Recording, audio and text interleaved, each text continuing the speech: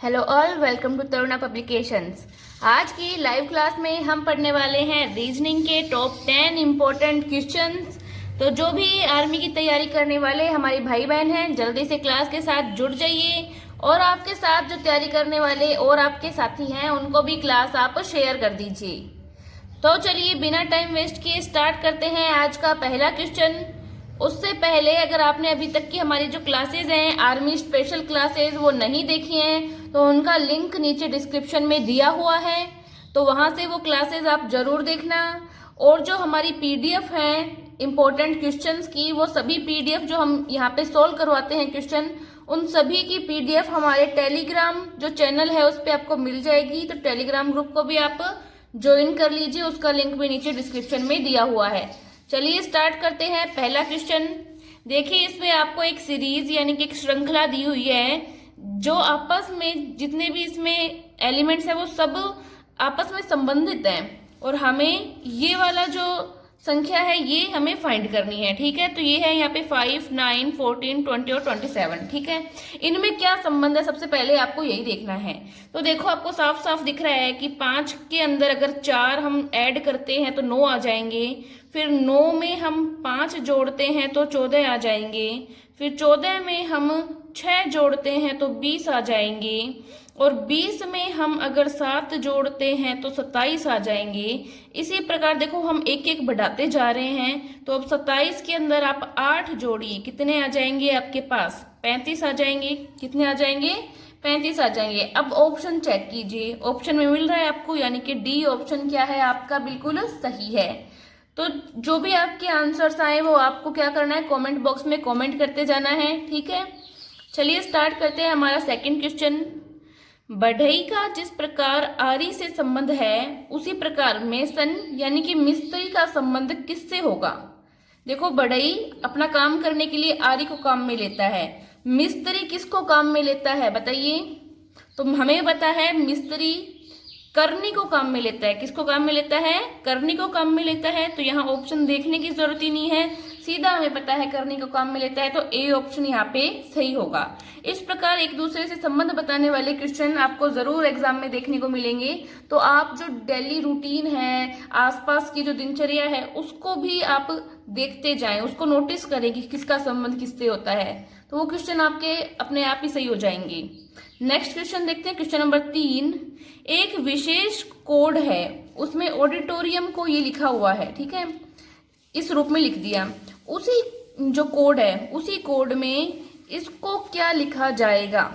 ठीक है, miss Fortune को क्या लिखा जाएगा? मिस फॉर्च्यून को क्या लिखा जाएगा, ये आपका क्वेश्चन है। अभी ऑप्शन आपको दिए हुए हैं, कुछ भी नहीं करना आपको सिर्फ इसका संबंध इससे देखना है। अब देखो इसमें पहला जो हमारे पास एलिमेंट है वो क्या है? ए है। देखो इसका पहला इसके किस में चल गया? लास्ट में।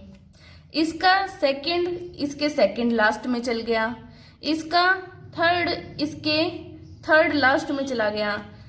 इसी प्रकार जो इसका लास्ट एलिमेंट है वो इसका फर्स्ट एलिमेंट बन गया। तो इसका मतलब समझे आप, ये विपरीत कर्म है। कौन सा कर्म है? विपरीत कर्म है। इसी प्रकार आप इसको बनाइए, उल्टा कर दीजिए, मतलब सिर्फ उल्टा हुआ है, कुछ भी नहीं किया हुआ, तो इसको उल्टा कर दीजिए। इसका लास्ट तो क्या बन जाएगा? फर्स्ट बन जाएगा। सेकंड लास्ट क्या बन जाएगा? सेकंड नंबर पे बन जाएगा। इस टाइप से इसको बना लो। फिर क्या है? यू, फिर T, R, O, F, S, I, M. बना लिया। अब मैच करो, E, N, U, T, R, O, F, S, I, M. पहला ही हमें ऑप्शन मिल गया है, तो ए ऑप्शन बिल्कुल क्या है? सही है। तो ऐसे आप संबंधों के अंदर जो ये शब्दों के अंदर जो संबंध होता है उस संबंध को आपको फाइंड करना है, फिर क्वेश्चन अपने आप हो जाएगा। तो इसमें हमें सीधा ही दिख रहा था कि ये विपरीत क्रम में है इसके आगे वाला, तो हमने इसी प्रकार से इसको कर लिया है। ठीक है। अब एग्जाम में इतना आपको लिखने की जरूरत नहीं है कि आप यहाँ पे डिजाइन बनाओ, आप सीधा ही देख लेना कि ई सबसे पहले आना चाहिए, फिर एन आना चाहिए, फिर यू आना चाहिए, तो ये यहाँ ई एन यू इस टाइप से आपको मिल जाएगा। पूरी देखना सीरीज, बिकॉज ये देखो स्टार्टिंग में सब में ई एन यू और ये सब दे रखा है, तो इस लगभग जो है वो समान ही दिए हुए मिलेंगे आपको, इसलिए आपको पूरा लास्ट तक देखना है, ठीक है, तभी आपका जो आंसर है वो सही आएगा।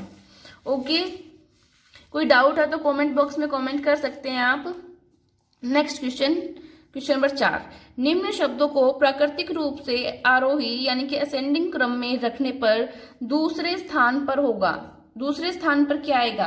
तो देखो आपको पता होना चाहिए कि सबसे पहले क्या आता है। सबसे पहले आता है 1 नंबर पे घर, घर के बाद में क्या आता है?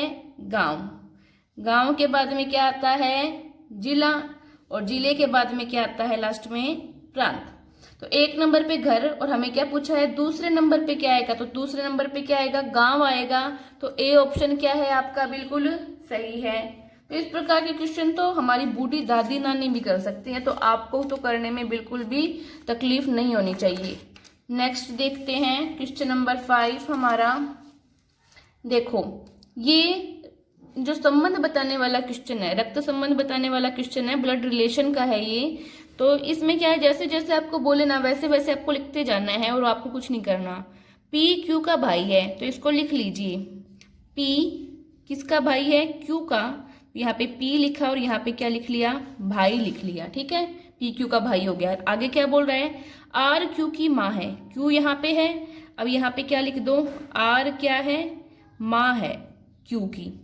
अब देखो क्यू का भाई पी है और क्यू की माँ आर है, तो ये माँ पी की भी तो होगी, तो मतलब पी की भी माँ है आर, समझ गए?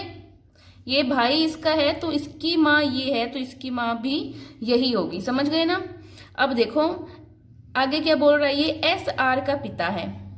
एस क्या है? आर का पिता, तो यहाँ पे लिख लीजिए एस के नीचे पिता, ठीक है। आगे क्या बोल रहा है? टी एस की पत्नी है। अब यहाँ पे कीजिए आप टी, और ये क्या है? पत्नी किसकी? एस की। अब क्या पूछा है इसने हमसे? टी का पी से क्या संबंध है? टी का पी से क्या संबंध है, ये इसने हमें पूछा है। आर जो है वो पी की माँ है, और आर का पिता कौन है? एस, तो एस पी का क्या हो गया? नाना हो गया, और एस की पत्नी कौन है? टी है, यानी कि टी क्या हो गई? नानी हो गई पी की, समझ गए आप? तो किसी का किसी से भी संबंध पूछे, वो हमने सारे संबंध निकाल लिए हैं, तो टी क्या हो गई? पी की नानी हो गई। तो ऑप्शन नंबर बी यहाँ पे हमारा सही होगा। बिल्कुल भी टाइम नहीं लगना चाहिए आपको, मैंने अच्छे से बना के समझा दिया है, और आप खुद पे लेके भी समझ सकते हैं, इन क्वेश्चंस को खुद पे लेके भी समझ सकते हैं, ठीक है, तो आपका जल्दी क्वेश्चन हो जाएगा। और बाकी इस तरह से तो मैंने बता ही दिया है। नेक्स्ट क्वेश्चन चलते हैं। अभिषेक अपने घर से 4 किलोमीटर उत्तर दिशा में चलता है, ठीक है, जो भी बोले वो करना है। ये मान लीजिए कौन है? अभिषेक है, ठीक है। ये अभिषेक का क्या है? घर बना लीजिए, घर है, बनाना नहीं है आपको, बस मैं समझाने के लिए बता रही हूँ। तो अभिषेक अपने घर से कहाँ गया? उत्तर दिशा में गया, तो ये उत्तर दिशा में गया, कितने किलोमीटर? 4 किलोमीटर, ठीक है, चला गया उत्तर दिशा में। अब क्या करता है? फिर ठीक दाहिने मुड़ता है, तो ठीक दाहिने मोड़ दो, कितना चलाना है? 3 किलोमीटर, ठीक है। ठीक दाहिने मुड़कर वो कितना चला? 3 किलोमीटर, मान लिया 3 किलोमीटर चला। फिर वापस दाहिने मुड़ा और 4 किलोमीटर चला। अब वापस इसको दाहिने मोड़ो और वापस कितना चलाओ? 4 किलोमीटर चला दो, ठीक है। अब क्या पूछ रहा है? वह अपने घर से किस दिशा में है? अब यहाँ पे उसका घर है, और लास्ट उसका पॉइंट क्या है? ये है लास्ट पॉइंट, ये उसका लास्ट पॉइंट है, ठीक है। अब क्या बताना है? घर से किस दिशा में है। देखो दिशाएं आपको पता होनी चाहिए, इधर होती है उत्तर, यहाँ होती है दक्षिण, यहाँ होती है पूर्व, और यहाँ होती है पश्चिम। अब वो अपने घर से इस दिशा में है, मतलब कौन सी दिशा है? इधर पूर्व, तो वो किस दिशा में है? अपने घर से पूर्व दिशा में है, तो आंसर क्या आ जाएगा? बी आ जाएगा। देखो इसी क्वेश्चन में वो ऐसे भी पूछ सकता है कि वह अपने घर से कितनी दूरी पर है, तो देखो ये दूरी कितनी है बीच में? 3 किलोमीटर, तो वो कितनी दूरी पर है? 3 किलोमीटर दूरी पर है, ये भी पूछा जा सकता है आपको, तो आपको पता होना चाहिए। नेक्स्ट क्वेश्चन देखते हैं, क्वेश्चन नंबर 7। देखो यहाँ पे एक शब्द दिया हुआ है हमें, इसके अक्षरों से एक अनाज का नाम बनता है। उस अनाज के नाम का जो प्रथम अक्षर है, जो फर्स्ट लेटर होगा, वो आपको क्या करना है, बताना है। ठीक है, ऑप्शंस हमें यहाँ पे दिए हुए हैं। तो इन शब्दों से पहले दिमाग लगाओ कि क्या अनाज का नाम बन सकता है। तो देखो मैं सोचती हूँ यहाँ पे मैं WHEAT वीट लिखती हूँ इसको, वीट यानी कि गेहूं, जो कि एक अनाज होता है, तो वो वर्ड मुझे मिल जाएगा। ठीक है, तो इसमें मैं प्रथम अक्षर देखूंगी, वो क्या है, W है। W मुझे यहाँ ऑप्शन में मिल रहा है, मतलब मेरा C ऑप्शन क्या है, सही है। किस किस का सही ऑप्शन आया है वो मुझे कमेंट करके जल्दी से बताइए, किस किस का सही आंसर आया है। चलिए नेक्स्ट क्वेश्चन देखते हैं। काफी लोगों के सही जवाब आ रहे हैं, वेरी गुड। नेक्स्ट क्वेश्चन पे आते हैं, क्वेश्चन नंबर 8। देखिए, सार्थक क्रम में लिखना है आपको। यहाँ पे कुछ आपको शब्द दिए हुए हैं, ठीक है, उनको सार्थक क्रम में लिखना है। सबसे पहले क्या है, फसल है, जड़, तना, बीज, फूल, ये है।